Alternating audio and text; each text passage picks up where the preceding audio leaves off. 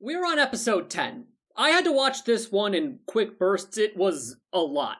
So we start off with Ark and Ariane running into wyverns, and Ark clearing them out with an AoE lightning attack, accidentally getting his friends in the crossfire. They then arrive in a town where they get approached by a male elf named Carsey. Ariane is horrified that an elf is showing their ears in a human settlement, and right on cue, a bunch of humans greet him to show that he's welcome here. Ariane is in complete disbelief at the ideas of elves and humans living together in harmony. In her mind, Ark is one of the good ones. This is gonna be her arc for the episode, so buckle in. Carsey is a monster researcher and asks for their help capturing a sandworm in exchange for a map of the region. Ariane and Ark agree. That night, the two of them get drunk and we get a fan service scene. She then physically assaults Ark for no apparent reason, which is supposed to be funny. When they wake up, Ark is lying on the ground, his armor off, and she fails to recognize him, leading to her attacking him again. They go downstairs and learn that everyone heard Ariane physically assaulting Ark, and everyone assumed they were doing the do. They go help Carsey with the sandworm, but it's way bigger than expected and we get a fight scene. A human who was nice to Ariane earlier gets attacked and then Ariane goes in to save them, but fails. Ark goes in to save her. She runs to cover with the humans and Ark one-shots the enemy. It had a mind control ring on. That's your climax. Ariane, upon the return, asks Carsey why he's okay with humans. He gives her a milquetoast answer. We get the asshole who was responsible for giving the ring to the sandworm being chastised by a servant of the Emperor for not being serious enough. The asshole shows off a pit full of more monsters and shoves one of the prostitutes he brought with him into the pit to be eaten. Ark and Ariane head off to the next city. Okay, so a few things. First off, there's the scene where they agree to take the job from Carsey. Ark gets super animated when Carsey offers to also throw in some research notes about monsters to sweeten the deal. He asks Ariane if they can do it like a kid asking their mom if they can get ice cream.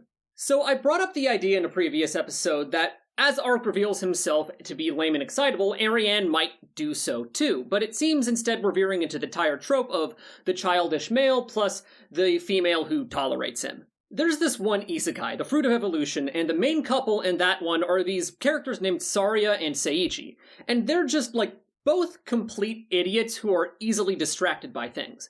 And so they get distracted together and it's cute. This just sucks. But we also need to talk about this episode's handling of Ariane's arc and the themes surrounding it. There are a lot of problems with Ariane's arc, not least of which is that this is something she should have already learned. They do address in the episode why Ark wasn't enough to convince her that humans are alright, but it's all pretty lazy and feels more like a rationalization than anything. Nothing about Ariane has been established that can really explain this. They went out of their way to make Ariane still cartoonishly racist, so there has to be a reason, right? Something they wanted to do with that idea? Well, that also can't be it because there isn't anything that they tried to do with the idea. Ariane's arc in this episode is about as static and lazy as it gets. People tell her about a reasonable concept, and the rest of the episode she's either vocally saying she won't accept the reasonable concept, going on an internal monologue where she wonders if it's okay to accept the reasonable concept, or seeing evidence of the reasonable concept and making a conflicted facial expression. All the story does for this concept is pay lip service to the intended takeaway. They don't try to do anything clever. It's all just a straight shot to the obvious conclusion. Why would you dedicate an episode to exploring an idea and then not explore the idea? I need to be clear. In her internal monologue, she does not think through the issue. She just thinks, is it really okay for elves and humans to live together, and doesn't go any further. Why is this? Well, it's actually pretty simple. See, Ariane is a prop in her own story. She didn't begin questioning her beliefs because she saw things she couldn't make sense of and stewed on that contradiction. She began questioning it because someone told her to.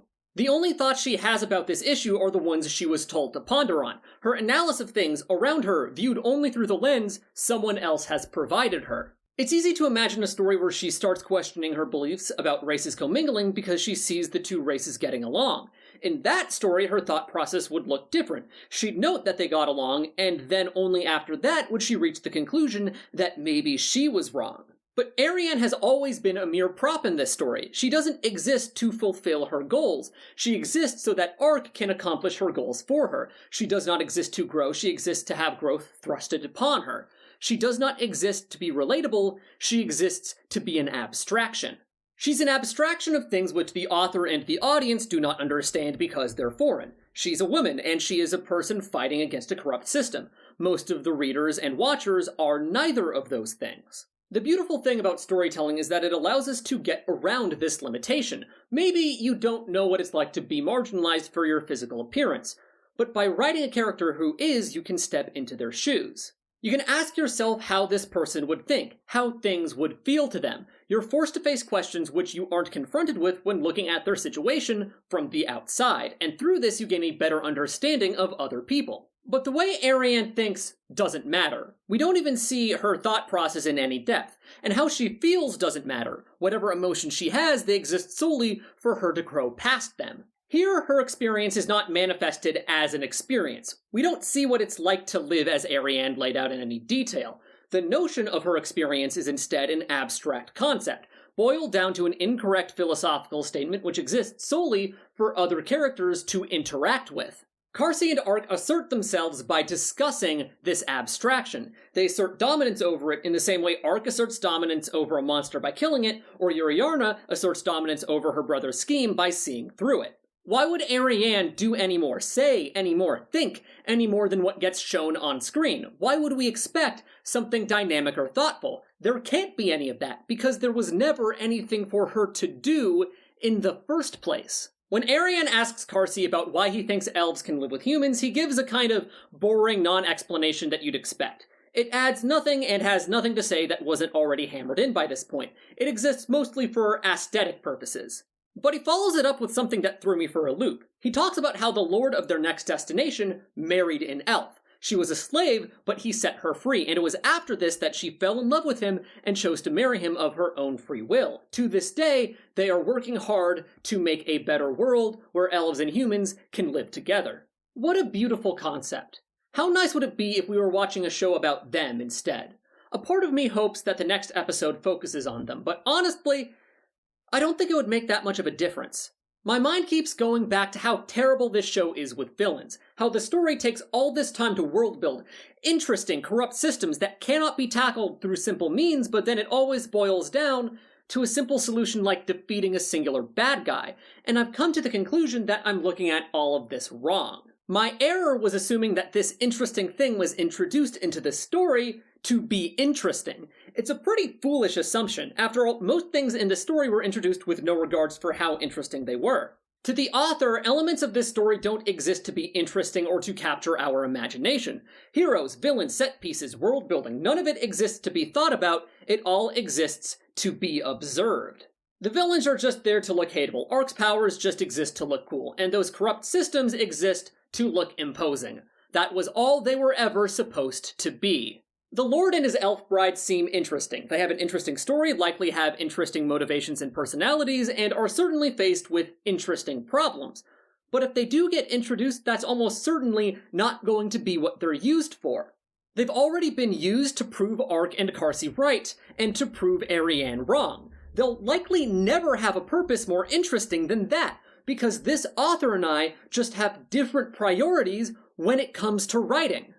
Arc can constantly kick ass. Ariane can be cool and attractive, but still constantly need to be saved by Arc. She can have a crush on Arc, and Arc can be projected onto. They can do things that look cool, they can engage in shallow cookie-cutter comedy, and they can be used as a vehicle for the author's incredibly cold takes. What more could he possibly ask for? If you want to see me suffer through episode 11, then like and subscribe with notifications on, and if you want to support me, you can check out my Patreon, the link is in the description.